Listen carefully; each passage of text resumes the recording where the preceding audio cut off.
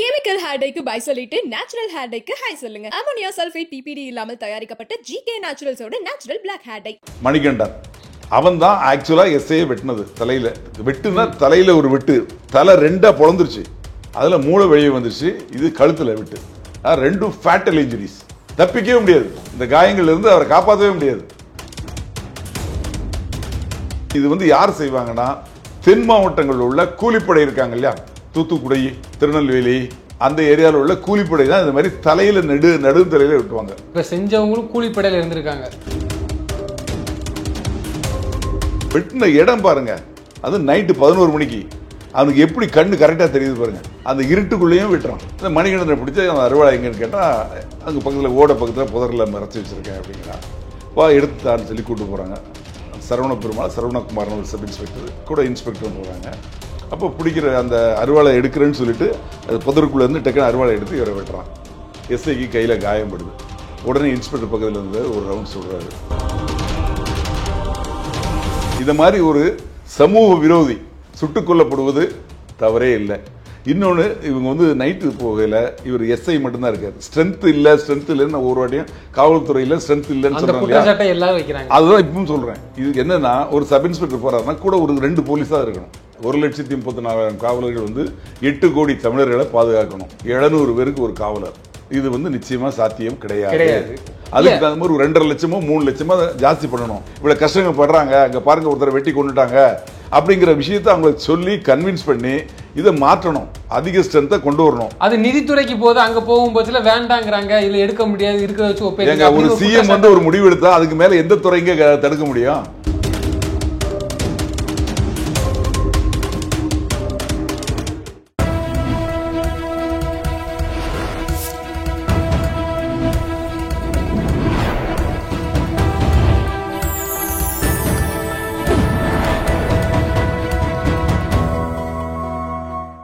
Channel 5 Tamil நேயர்களுக்கு வணக்கம். இன்றைய நேர்காணலில் நம்மோடு பேச இருப்பது முன்னாள் காவல் உதவி ஆணையர் ராஜாராம் அவர்கள். சார் வணக்கம். சார் வணக்கம். சார், எம்எல்ஏ தோட்டத்தில் எஸ்எஸ்ஐ ஒரு காவல் அதிகாரி வெட்டி படுகொலை செய்யப்பட்டாங்க. இன்னைக்கு காலையில் என்கவுண்டர். என்ன நடந்துச்சு சார்?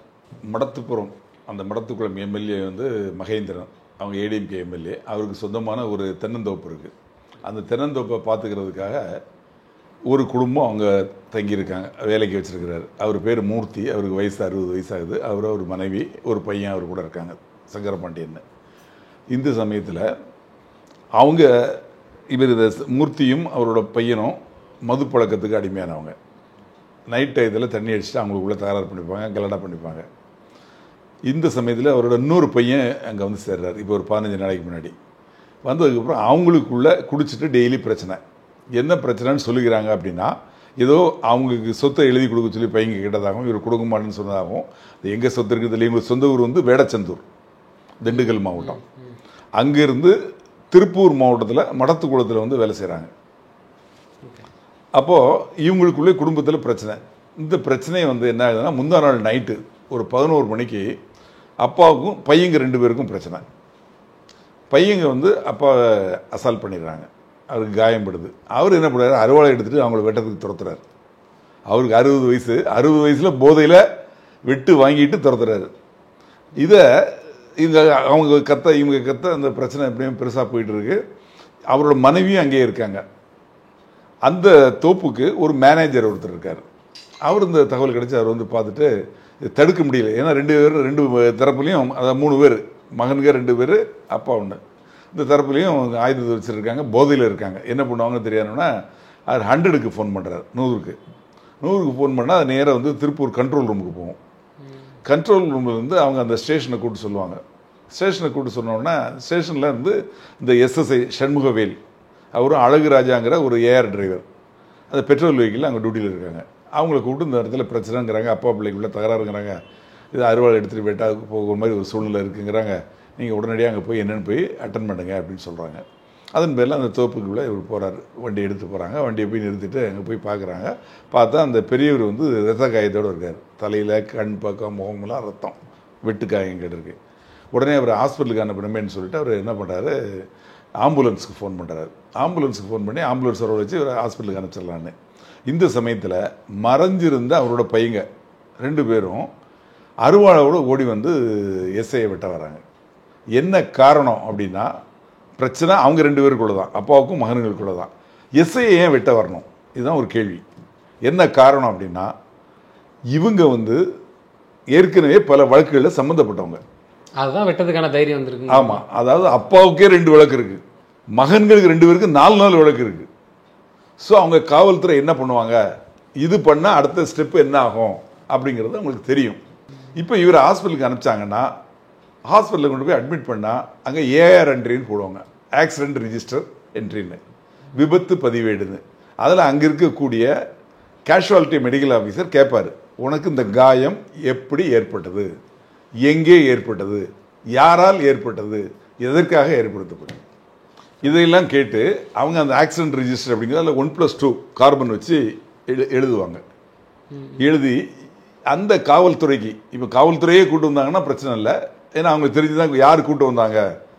இவர் எஸ்எஸ்ஐ கூட்டு வந்தாருன்னா அவர் பேரை போடுவாங்க, இல்லை கான்ஸ்டபிள் கூட்டு வந்தாங்கன்னா அவங்க நம்பர் போடுவோம். எழுதிட்டு இதை வந்து அங்கே லோக்கலில் அந்த இடத்துலேயே ஒரு போலீஸ் ஸ்டேஷன் இருக்கும், எங்கே அந்த ஹாஸ்பிட்டல் இருக்க இடத்துலேயே ஹாஸ்பிட்டல் போலீஸ் ஸ்டேஷன், அவங்களுக்கு இன்டிமேட் பண்ணி அவங்க கன்சர்ன் போலீஸ் ஸ்டேஷனுக்கு இன்ஃபார்ம் பண்ணுவாங்க. கன்சர்ன் போலீஸ் ஸ்டேஷன்லேருந்து வந்து இவரை விசாரித்து வாக்குமூலம் பதிவு பண்ணி அந்த வாக்குமூலத்தின்படி வழக்கு பதிவு பண்ணுவாங்க. யார் வெட்டினாங்களோ, யார் அசால்ட் பண்ணாங்களோ, எதுக்காக இவரோட வாக்குமூலத்தை பதிவு பண்ணி எஃப்ஐஆர் போடுவாங்க. எஃப்ஐஆர் போட்டால் அரெஸ்ட் பண்ணுவாங்க. இந்த விஷயங்கள்லாம் இவங்களுக்கு தெரியும்.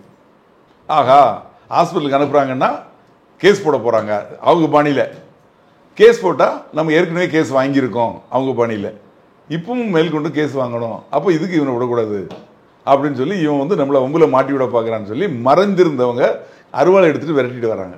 இல்லை வெட்டுனா அடுத்து என்ன நடக்கணும் அவங்களுக்கு நல்லா தெரியும்.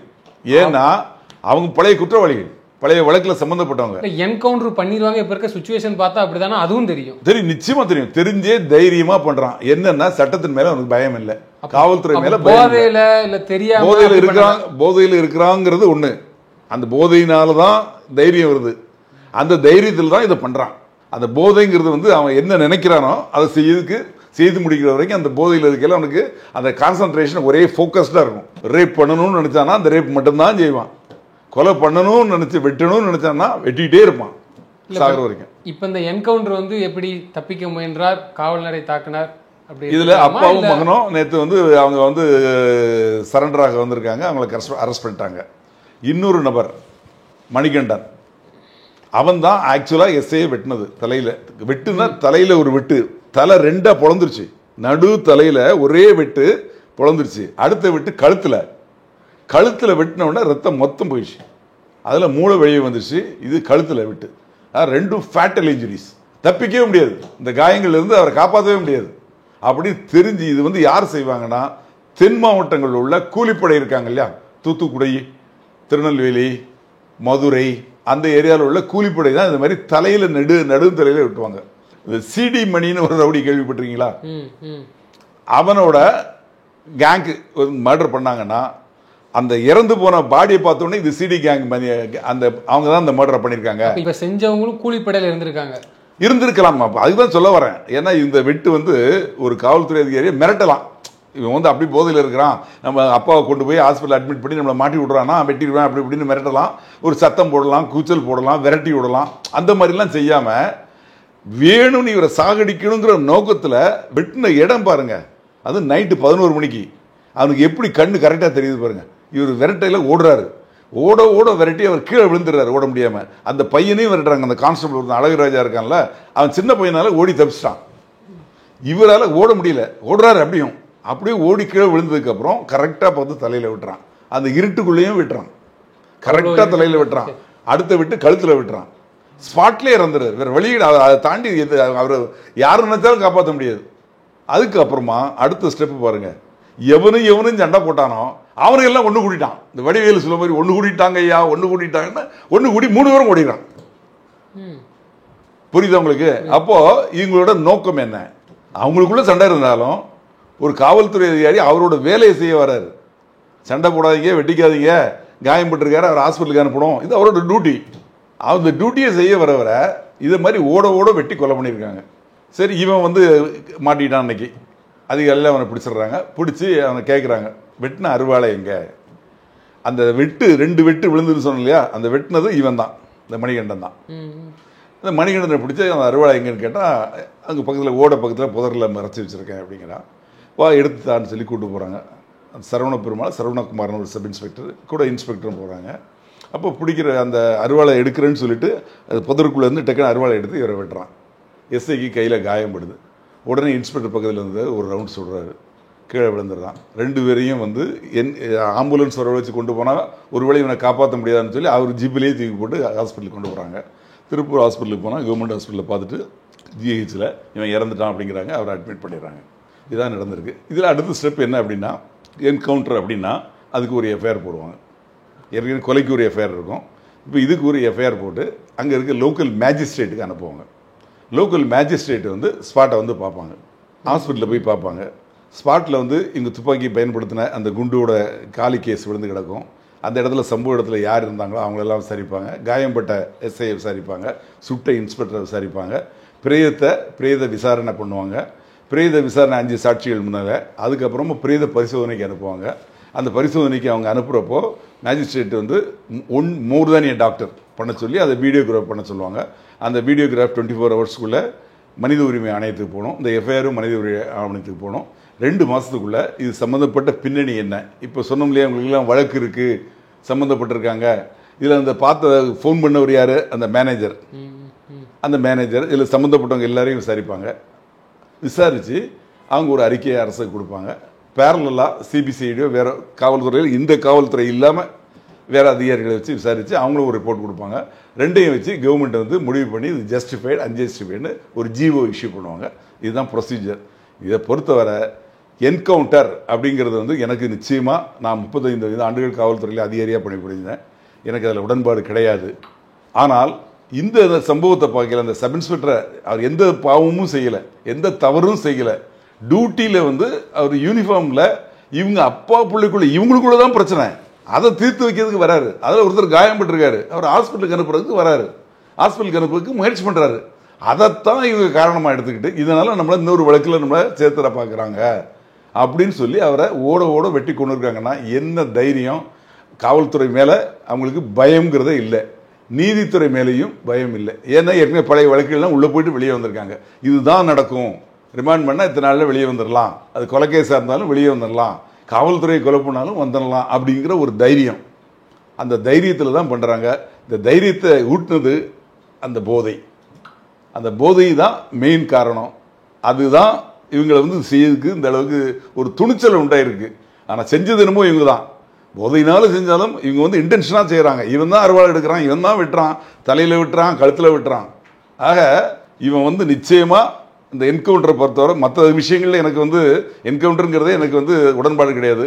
ஆனால் இந்த விஷயத்தை பொறுத்தவரை 100% உடன்பாடு. ஏன்னா இதை மாதிரி ஒரு சமூக விரோதி சுட்டுக் கொல்லப்படுவது தவறே இல்லை. காவல்துறை ஒரு வயதானவர், 57 வயது, அப்படிப்பட்ட ஒருத்தர் ஏதாவது ஒரு தவறு செஞ்சிருந்து அப்படி இருந்தால் கூட அதில் ஒரு நியாயம், தவறுல ஒரு நியாயம் இருக்குது. ஆனால் இதில் எந்த வகையிலும் நியாயம் கிடையாது. அதனால் இவர் சுட்டுக் கொல்லப்பட்டது நிச்சயமாக அது வந்து ஒரு என்னை பொறுத்தவரை ஒரு காவல்துறையாகவும் ஒரு இது மூத்த குடிமகனாகவும் இது வந்து ஒரு சரியான செயல் அப்படின்னு நினைக்கிறேன். அதே நேரத்தில் வந்து கொங்கு பகுதி, கோயம்புத்தூர் இந்த பகுதியில் வந்து தோட்டத்து வீடுகளை வந்து குறி வச்சு இந்த நகையை பறிக்கிறது அப்படிலாம் சொல்கிறாங்க. அது யாருன்னே தெரியல, இப்போ வரைக்கும் விசாரணை போயிட்டு இருக்கு. ஒரு சில வழக்கில் வட மாநிலத்தவருங்கிறாங்க. ஆனால் தென் தமிழகத்துலேருந்து வராங்க, வேலைக்காண்டி வராங்க, வேலை சோழி இல்லாமல் வந்து இங்கே வந்து பிழைக்கிறதுக்காண்டி வராங்க. இது போன்ற குற்றச்செயலை வந்து இவ்வளோ துணிகரமாக செய்கிறாங்கன்னு ஒரு குற்றச்சாட்டு இருக்குது. இதை ஒத்துக்கிட்டு தான் ஆகணும். ஆமாம். அப்போ இவங்க மாதிரியான ஒரு நடவடிக்கைங்கிறது எந்த மாதிரி எடுத்துக்கிறது? ஏன்னா இப்போ இவரும் ஒரு தோட்டத்தில் இருந்து வேலை பார்க்குறவர் தான், ஒரு கொலை பண்ணிட்டாங்க, அவர் ஒரு எம்எல்ஏ வேற, இப்படிப்பட்டவங்களை வந்து வச்சிருக்கிறாங்களா? அதை எப்படி பார்க்கறது? எப்படி காவல்துறை சார்பாக வந்து? அதாவது இவங்க வந்து தென் மாவட்டத்தை சேர்ந்தவங்க, கூலி வேலை தேடி தான் வராங்க. அவங்க குடும்பத்தோடு வரான். யார் அந்த மூர்த்திங்கிறவர் வந்து, ஏன்னா தொடர்ந்து இது போன்ற சம்பவங்களில் அவங்களே தான் குற்றவாளியாக இருக்கிறாங்க. இல்லை அதாவது நான் சொல்கிறேன், அதாவது இந்த சம்பவத்தை பொறுத்தவரை பேசுவோம். மூர்த்திங்கிறவர் ஒரு ஒய்ஃபோடு வராரு, பையனோடு வராரு, குடும்பமாக வராங்க. ஆனால் அவங்க தென் மாவட்டத்தை சேர்ந்தவங்க தான். அவங்க வந்து வேடச்சந்தூரை சேர்ந்தவங்க. அவங்களோட ஆதார் கார்டெல்லாம் வாங்கிட்டு தான் எங்கள் வேலைக்கு சேர்க்குறாங்க. ஆனாலும் இவங்களோட குற்ற பின்னணி பற்றி விசாரிக்கப்படலை. உன் பேரில் கேஸ் இருக்கா, ஏதாவது காவல்துறை இவனை அரெஸ்ட் பண்ணியிருக்கா, பையன் பேரில் ஏதாவது கேஸ் இருக்கா அப்படிங்கிறத எங்கள் விசாரிக்கலை. இன்னொரு விஷயம் என்னென்னா, காவல்துறை வந்து கிட்டத்தட்ட இப்போ 2021 25 வரைக்கும் ஒரு 16 கேஸ் ஆயிருக்கு. அது வந்து இந்த மாதிரி தோட்ட பண்ணை வீடுகளில் இருக்கக்கூடிய முதியோர்களை எய்ம் பண்ணி கொலை பண்ணி கொள்ளையடிச்சிட்டு போகிற கேஸ். அதில் சிலர் கைது பண்ணியிருக்காங்க. அதுக்கப்புறமும் இப்போ லேட்டஸ்ட்டாக அதுக்கப்புறமும் நடந்தது. கைது பண்ணதுக்கப்புறம் ஒரு 12 வழக்குகளில் 13 பேரை கைது பண்ணாங்க. அதுக்கப்புறம் அதே மாதிரி கொலைகள் ஒரு 2-3 கொலைகள் நடந்தது. அப்போ அதில் உண்மையான குற்றவாளிகள் பிடித்து அந்த கைது நாங்கள் தான் பண்ணணுங்கிறாங்க. ஆக இந்த வழக்குகள் எல்லாமே சிபிசிஐடிக்கு மாற்றப்பட்டிருக்கு. இந்த சூழ்நிலையில் இந்த தனியாக தோட்டத்தில் இருக்கவங்க யார் யார் இருக்காங்கன்னு லிஸ்ட் எடுத்து காவல்துறை அந்த இடத்துல வந்து அங்கே சிசிடிவி இருக்குதா, அது யார் ஓனரு, இவங்க என்ன வேலை செய்கிறாங்க, அந்த பீட்டு போகல அவங்கள போய் நைட்டில் கண்காணிக்கிறாங்க, இந்த மாதிரி சூழ்நிலையை வந்து உருவாக்கியிருந்தா இது வந்து தடுக்கப்பட்டிருக்கும். இல்லை உருவாக்கியிருந்தாங்கிறத தாண்டி இப்போ எல்லாத்துக்குமே அந்த சந்தேகம் வருது, சாதாரண மனுஷனுக்கும் வருது. என்னதான் நடக்குது கோயம்புத்தூரில்? தோட்டத்து வீட்டில் இந்த மாதிரி மர்மமான முறையில் சாகும், நகைக்காண்டி பணத்துக்காண்டி இப்படி ஒரு விஷயம் நடக்குது. அவங்களுக்குள்ளே சண்டை போட்டால் வெட்டிக்கிட்டு சாப்பிடும், அது போலீஸ்காரனே தைரியமாக விட்டுறது. அப்போ இது நீங்கள் சொல்கிற மாதிரி பார்த்தீங்கன்னா தென் மாநிலத்தை சேர்ந்தவங்களாம் இந்த மாதிரி குற்ற செயலில் ஈடுபட்டுறாங்கிறது வந்து வருது, விசாரணையில் தெரிய வருது. அப்போ இது போன்ற நடவடிக்கைகள் நடக்கணும். அப்போ எந்த அளவுக்கு துரிதப்படுத்தணும்? யார் வேலைக்கு வந்தாலும் விசாரிக்கணும். தென் மாவட்டத்தை சேர்ந்தவங்க எல்லாருமே குற்றவாளிகள் கிடையாது. அது நான் சொல்ல முடியல. தென் மாவட்டத்தில் குற்ற செயல்களில் ஈடுபட்ட இது மாதிரி கும்பல்கள் ஏற்கனவே வழக்கில் ஈடுபட்டு அந்த ஊர்ல இருந்தா காவல்துறையோட தொல்லை நமக்கு வரும். எல்லாருக்கும் சந்தேகம் அந்த மாதிரி தானே போகுது. ஆமா, எந்த அளவுக்கு போகுதுன்னு பாருங்க. அப்படி பார்க்க கூடாதுங்க. தென் மாவட்டத்தில் இருக்கவங்க எல்லாருமே கெட்டவங்க கிடையாது. நீங்களும் தென் மாவட்டத்தில் வரலாம், நானும் தென் மாவட்டத்தில் வரலாம். அதனால நம்ம அதை சொல்ல முடியாது. அதை சொல்லல. அந்த குற்றவாளிகள் கொலைகள் நடந்திருக்கு இல்ல, அந்த குற்றவாளிகள் தங்களோட ஐடென்டிட்டியை மறைச்சிக்கிட்டு அங்க இருந்தா நம்ம மேற்கொண்டு இந்த பிரச்சனையில் ஈடுபடுவோம் அப்படிங்கிறதுக்காக குழப்பக்காண்டி கேஸ் நடக்க கூடாதுன்னு சொல்லிட்டு எங்கேயோ போய் அங்க வேலை செஞ்சுட்டு இருந்துகிட்டு அங்கேயும் இந்த அவங்க பழைய வேலையை விடல. அவங்க இப்ப இந்த கேஸை பொறுத்தவரை இங்க வந்த அப்புறமா திரும்பி ஒழுங்கா இருக்காங்கன்னு இல்ல, அவங்களுக்குள்ளே வெட்டிக்கிறாங்க அறுவாளை எடுத்து. எதுவுமே தெரியாம சேர்த்துக்கிறாங்களா? இதெல்லாம் நம்ம ஒரு பின்னணி விசாரிச்சு சேர்த்துக்கணும். அதான் நான் சொல்றேன். அதாவது ஒண்ணு அந்த தோட்டத்தின் உரிமையாளர் இவர் யார், என்ன இவரோட பின்னணி என்ன அட்ரஸ் சொல்லாரோ அந்த போலீஸ் ஸ்டேஷனுக்கு ஃபோன் பண்ணி இவர் பேர்ல வழக்கு இருக்கா என்னங்கிறதெல்லாம் கேட்டுட்டு சேர்த்துருக்கணும். கூலி வேலைக்கு சேர்த்ததுனால அவர் ஆதார் கார்டை வாங்கிட்டு சேர்த்துருக்காங்க. அவர் எம்எல்ஏ என்ன சொல்லியிருக்காரு அப்படின்னா, இது மாதிரி ஒரு ஆதார் கார்டெல்லாம் கொடுத்துருக்காங்க, நாங்கள் வந்து ஒத்துழைக்கிறோம் உங்கள் விசாரணைக்கு அப்படின்னு சொல்லி அவங்க மேனேஜர் தான் ஃபோன் பண்ணி சொல்லியிருக்காரு. கம்ப்ளைண்ட்டே வந்து அவங்க மேனேஜர் தான். அதனால் விசாரணை போயிட்டு இருக்கு. இந்த விசாரணை முடிஞ்சால் தான் தெரிய வரும் என்ன விஷயம் அப்படிங்கிறது. ஆனால் ஒரு சப் இன்ஸ்பெக்டர் எந்த தவறும் செய்யாமல் நேர்மையாக அவர் டியூட்டியை செஞ்சதுக்காக அவரை யூனிஃபார்ம்லேயே ஓட வெட்டி கொண்டதுங்கிறது ஜீரணிக்க முடியல. காவல்துறையில் நானும் 35 ஆண்டுகள் பணிபுரிஞ்சேன், ரிட்டையர்ட் ஆகிட்டேன். ரிட்டையர்ட் ஆனதுக்கப்புறமும் இந்த மாதிரி விஷயங்கள் கேட்கல ரொம்ப கொடூரமாக இருக்குது. இதை வந்து காவல்துறை நடவடிக்கை எடுத்து என்னதான் என்கவுண்டர் பண்ணாலும் அந்த போன உயிர் திரும்பி வர போறது இல்லை. இன்னொரு விஷயம், காவல்துறையினருக்கு இந்த மொராலிட்டி அப்படின்னு சொல்றோம் இல்லையா, அவங்களோட மனம். இப்போ 1,34,000 காவலர்கள் பணிபுரிகிறாங்கன்னா நான் ரிட்டையர்ட் ஆகிட்டேன், 10 வருஷத்துக்கு மேலே ஆயிடுச்சு. எனக்கே இந்த மாதிரி ஒரு ஃபீலிங் இருக்குன்னா இன்னைக்கு ஃபீல்டில் வேலை செய்கிறாங்க இல்லையா, அவங்க மனசு எவ்வளோ பாதிக்கப்படும். அதனால காவல்துறைக்கு ஏற்கனவே ஒர்க் ப்ரெஷர் ஜாஸ்தி. அந்த ஒர்க் ப்ரெஷரில் அந்த இவர் நடந்து இல்லையா, ஒரு காவலாளியை கூட அடித்து கொண்டாங்களே, அதெல்லாம் நியாயப்படுத்தி நான் சொல்லலை. அதே மாதிரி சாத்தாங்குளத்தில் நடந்து அதையும் நான் நியாயப்படுத்தி சொல்லலை. அது தவறு தான், அவங்க தண்டனை அனுபவிக்கிறாங்க. ஆனால் இது மாதிரி நியாயமான அதிகாரிகளையும் வெட்டி கொள்றாங்க அப்படின்னா அப்போ வந்து காவல்துறை மேலே அவங்களுக்கு பயமே இல்லாத ஒரு சூழ்நிலை இருக்குது. அடுத்த காவலர்கள் இனிமேல் டியூட்டிக்கு போகக்கூடிய காவலர்கள் கேர்ஃபுல்லாக இருப்பாங்கல்ல, நமக்கு எதுக்கு வம்பு அப்படின்னு. இன்னொன்று, இவங்க வந்து நைட்டு போகல, இவர் எஸ்ஐ மட்டும்தான் இருக்காரு. ஸ்ட்ரென்த் இல்லைன்னு ஒரு வாட்டியும் காவல்துறையில் ஸ்ட்ரென்த் இல்லைன்னு சொல்றாங்க. அதுதான் இப்பவும் சொல்றேன். இதுக்கு என்னன்னா, ஒரு சப் இன்ஸ்பெக்டர் போறாருன்னா கூட ஒரு 2 போலீஸ் தான் இருக்கணும், ஒரு டிரைவர் மட்டும் தான் இருக்கு. என்ன சொல்றாங்கன்னா, இவங்க தரப்புல இருந்து காவல்துறை உயரதிகாரி தரப்புல இருந்து இப்போ வேலைக்கு ஆள் எடுங்க சொல்லி ஒரு ஃபைல் அனுப்பும்போது அங்கிருந்து இதுல சாத்தியப்படாது வேண்டாம் அப்படின்னு சொல்லி நிப்பாட்டுறாங்கன்னு சொல்லி ஒரு தகவல் பரவலாக பரவிட்டு இருக்கு. இது எதுக்குன்னா, அரசிடம் நிதி இல்லை ஒரு குற்றச்சாட்டு இருக்கு. ஒரு காவல்துறை அதிகாரியை நீங்க இதை எப்படி பாக்குறீங்க? அதாவது அரசு கிட்ட காசு இருக்கு, காசு இல்லைங்கிறது பிரச்சனை இல்லை. இன்னைக்கு என்ன பிரச்சனை, 1,34,000 காவலர்கள் வந்து 8 கோடி தமிழர்களை பாதுகாக்கணும், 700 பேருக்கு ஒரு காவலர். இது வந்து நிச்சயமா சாத்தியம் கிடையாது. அதுக்கு தகுந்த மாதிரி 2.5 லட்சமோ 3 லட்சமோ ஜாஸ்தி பண்ணணும். ஜாஸ்தி பண்றதுக்கு யார் பண்ணணும்? டிஜிபி, உளவுத்துறை ஐஜி இருக்காங்க, அவங்க தான் சிஎம் கிட்ட டெய்லி பேசுறாங்க. அவங்க தான் வந்து அந்த ஃபைல் அனுப்பும்போது அங்க இருந்து உயர் அதிகாரி சொல்றாங்க. இல்ல, அவங்க போய் கன்வின்ஸ் பண்ணி சொல்லணும், இந்த மாதிரி சூழ்நிலைகள் இருக்கு, இவ்வளவு கஷ்டங்கள் படுறாங்க, அங்க பாருங்க ஒருத்தரை வெட்டி கொண்டுட்டாங்க அப்படிங்கிற விஷயத்தை அவங்களுக்கு சொல்லி கன்வின்ஸ் பண்ணி இதை மாற்றணும். அதிக ஸ்ட்ரென்த்தை கொண்டு வரணும். அது நிதித்துறைக்கு போது அங்க போகும் பட்சத்துல வேண்டாங்கிறாங்க, இல்ல எடுக்க முடியாது, இருக்கிறத வச்சு ஒப்பேங்க. ஒரு சிஎம் வந்து ஒரு முடிவு எடுத்தா அதுக்கு மேல எந்த துறைங்க தடுக்க முடியும்?